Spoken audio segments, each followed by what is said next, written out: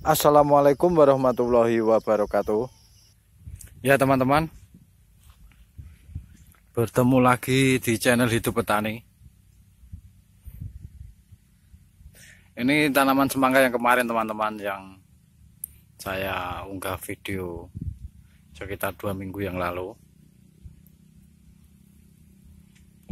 Dan ini sudah memasuki usia 30 hari AST dan sudah memasuki masa perkawinan atau penyerbukan. Seperti yang saya sudah bilang di video-video sebelumnya teman-teman, bahwa tanaman semangka ini kurang lebih 10.000 tanaman. Ini sangat luas dan panjang sampai sana teman-teman, sampai bawah sana.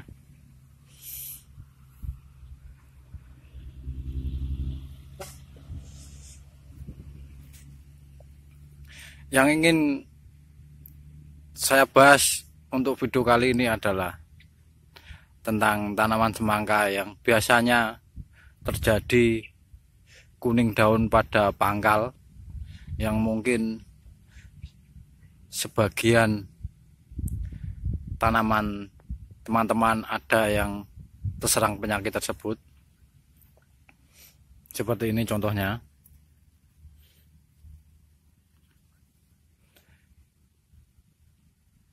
Dan bagaimana cara mengatasinya?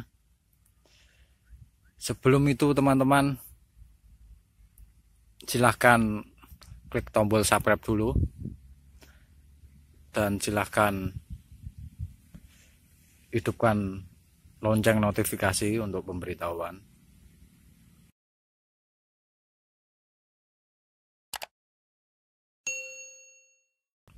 Oke teman-teman, kita lanjutkan tentang pembahasan tanaman semangka yang terjadi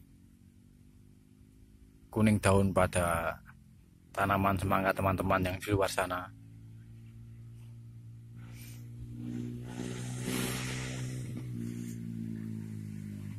Memang tanaman semangka dan melon tuh rentan dengan penyakit kuning daun tanpa sebab atau tanpa diketahui. Tiba-tiba pada paginya daunnya berubah menjadi menguning, atau awalnya pada sore hari dia baik-baik saja atau masih sehat-sehat atau masih hijau, dan tiba-tiba setelah kita pergi ke ladang pagi-pagi daunnya sudah menguning. Kalau untuk tanaman kami di sini alhamdulillah baik-baik saja teman-teman. Seperti ini.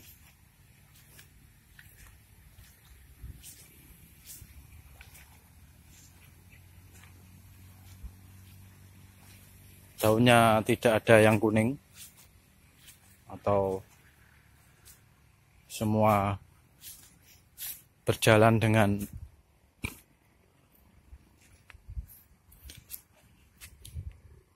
sewajarnya atau berjalan dengan lancar.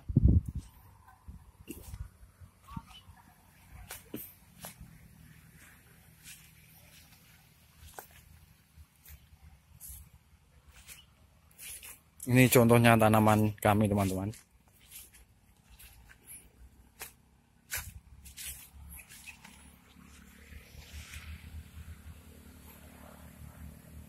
Dan ini sangat luas.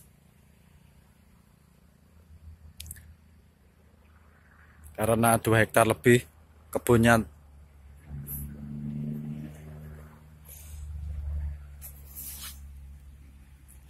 Oke teman-teman, langsung kita bahas ke topik masalah.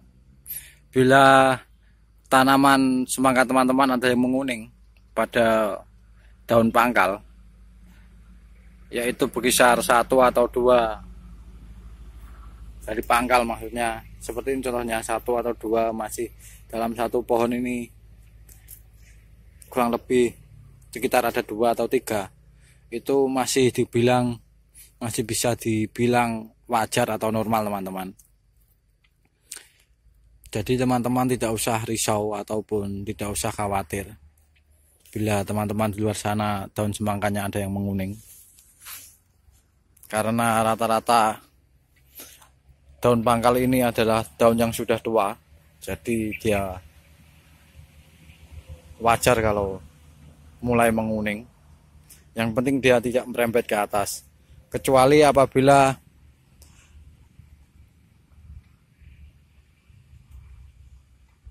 tanaman semangka teman-teman itu menguningnya meluas sampai ke atas, maka itu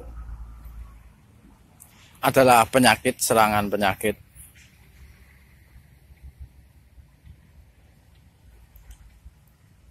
Jadi penyebabnya biasanya karena tidak stabilnya cuaca teman-teman, yaitu dari kadang panas dan kadang hujan gitu. Yang sering terjadi adalah pertama adalah faktor dari cuaca, dan yang kedua adalah kekurangan asupan air teman-teman, atau dia terlalu banyak makan pupuk tetapi untuk airnya kurang, jadi itu bisa menyebabkan daun menguning sampai luas, sampai ke atas. Dan yang ketiga, bisa juga kebanyakan air teman-teman, atau tanahnya terlalu lembab, jadi serangan jamur itu terlalu cepat sehingga menyebabkan daun-daun semangka menjadi menguning. Jadi teman-teman harus bisa mengenali penyebabnya. Usahakan suhu di bawah tanaman ini tetap normal teman-teman, atau usahakan menjaga kelembabannya tidak terlalu basah dan tidak terlalu kering, karena bila terlalu kering juga bisa menyebabkan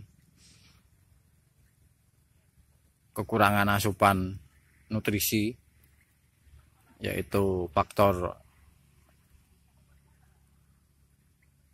dari penyiraman atau faktor kekurangan air. Dan bila terlalu basah atau terlalu lembab juga bisa menyebabkan kuning pada daun. Jadi semangka ini lebih konduktif dengan suhu tanah yang sedang-sedang, tidak terlalu lembab dan tidak terlalu kering. Seperti ini teman-teman. Ini walaupun atasnya kering tetapi yang bawah masih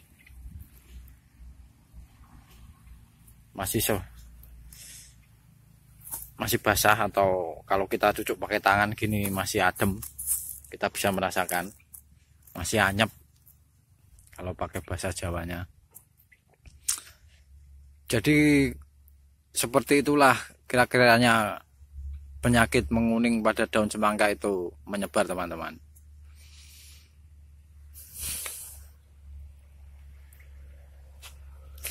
Tapi yang sering kami alami, maksud saya yang sering saya alami dari pengalaman saya pribadi, itu karena faktor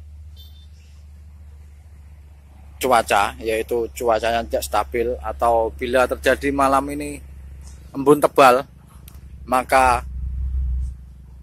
rata-rata tanaman saya, semangka saya ada yang menguning daunnya, dan itu nantinya bila disusul dengan embun tebal lagi 1 malam dan 2 malam, maka itu akan menyebar keseluruhan. Biasanya seperti itu teman-teman. Dan bila daun menguning sudah menyebar keseluruhan pada tanaman, maka biasanya kami mengerjakan 1 orang untuk memotong atau membuangi daun-daun yang kuning tersebut. Selain kami menyemprotkan fungisida, Tapi kami juga melakukan penanganan dengan cara menggunting daun yang kuning seperti ini. Contohnya teman-teman, ini maka kita buang. Ini gunanya untuk mencegah biar tidak merembet ke atas teman-teman. Seperti ini yang kena terserang penyakit kresek juga kita buang. Gunanya adalah untuk mencegah biar tidak naik ke atas. Tapi ini hanya penyakit kresek biasa, karena yang atas masih baik-baik saja. Tidak ada yang terkena lagi atau tidak menjalar, berarti aman teman-teman.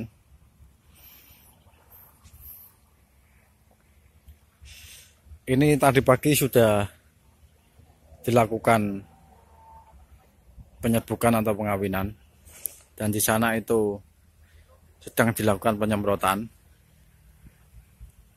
untuk mencegah lalat buah dan untuk mencegah daun kuning juga teman-teman. Jadi tanaman semangka tidak sepenuhnya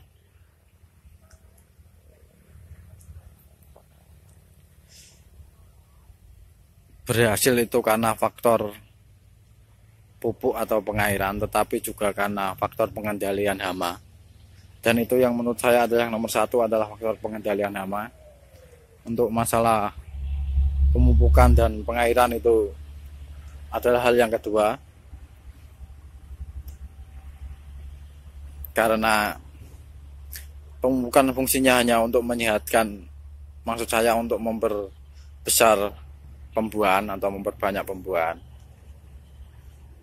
Menanam semangka ini triknya satu adalah menanam supaya dia hidup dulu, yaitu supaya dia hidup berarti kita harus memperhatikan pengairan dan pengendalian hama. Dan setelah dia hidup, untuk dia menjadi gemuk atau kerdil, maka yang dilakukan adalah baru tahap kedua, yaitu pemupukan atau pemberian asupan nutrisi. Bila hama sudah terkendalikan dan asupan nutrisi tercukupi, maka tanaman semangka akan menjadi subur-subur dan gemuk seperti ini teman-teman.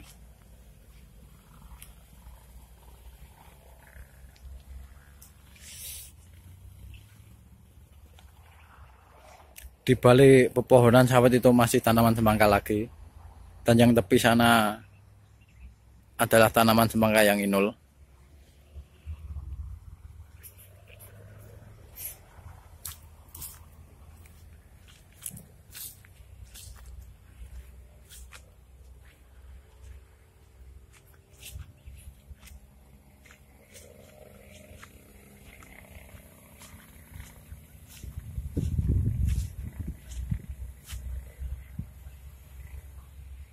Jadi kurang lebih seperti itulah pengalaman saya pribadi yang saya bagikan untuk teman-teman. Mungkin teman-teman bisa menyaring-nyaring. Tidak sepenuhnya bisa digunakan untuk teman-teman di luar sana, karena kita berbeda daerah dan berbeda iklim pastinya, berbeda cuaca. Jadi penanganannya itu berbeda. Jadi teman-teman yang biasa melihat video-video saya atau video-video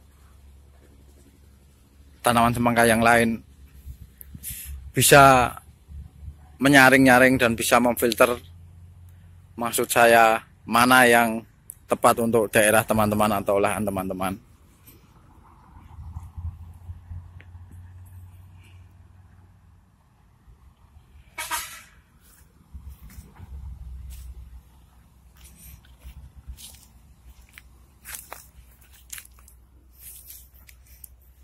Ini yang sudah dikawinkan tadi pagi atau sudah diserbui. Ini adalah ciri-ciri buah yang akan bisa menjadi besar, teman-teman.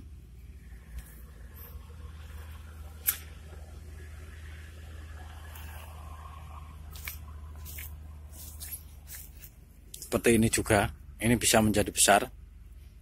Satu, ini juga dua. Bila dia menjadi besar, bila dia selamat, teman-teman, maksud saya dia selamat adalah tidak terkena serangan lalat buah atau tidak terjadi pembusukan buah atau penyakit busuk buah, dan selama batangnya masih hidup, teman-teman.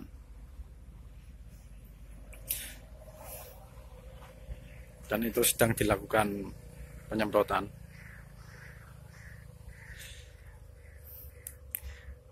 Ya teman-teman, mungkin cukup sekian video untuk kali ini. Silahkan klik tombol subscribe bila berguna atau bermanfaat, dan bila teman-teman mengalami kesusahan atau ada pertanyaan yang mau ditanyakan, silahkan tulis di kolom komentar. Bila mana nanti saya tidak sibuk, akan saya balas.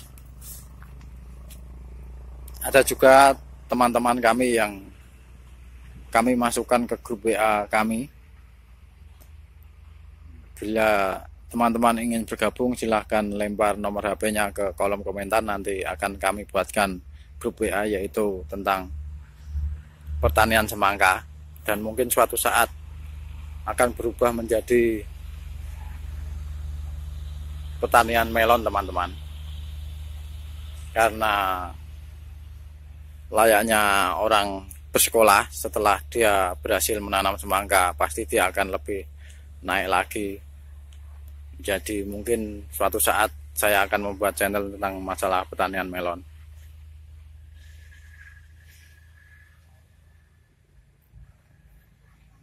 Oke teman-teman, cukup sekian, semoga bermanfaat. Oh ya teman-teman, satu lagi, di video selanjutnya saya akan membuatkan video tentang ciri-ciri buah yang akan bisa menjadi besar, atau ciri-ciri calon buah yang akan bisa menjadi besar, dan ciri-ciri buah yang akan menjadi ganepo atau ampera atau kerdil. Nanti mungkin minggu depan, kalau saya tidak sibuk, akan saya buatkan. Dan ini adalah kurang lebih ciri-cirinya buah yang akan menjadi besar, atau bisa berkisar 4 kilo lebih ini teman-teman. Nanti ciri-cirinya bagaimana kita akan bahas di video yang selanjutnya. Mungkin teman-teman nantinya bisa mengetahui, walaupun calon buah tersebut itu masih kecil seperti ini, masih berupa pentil. Oke teman-teman, sekian. Silahkan ikuti terus channel Hidup Petani. Bertemu lagi di video-video selanjutnya. Bila bermanfaat seperti biasa, silahkan share ke teman-teman yang lain, dan bila itu berguna untuk teman-teman, silahkan klik tanda jempol dan bunyikan notifikasi. Dan kita akan bertemu untuk video-video selanjutnya teman-teman. Wassalamualaikum warahmatullahi wabarakatuh.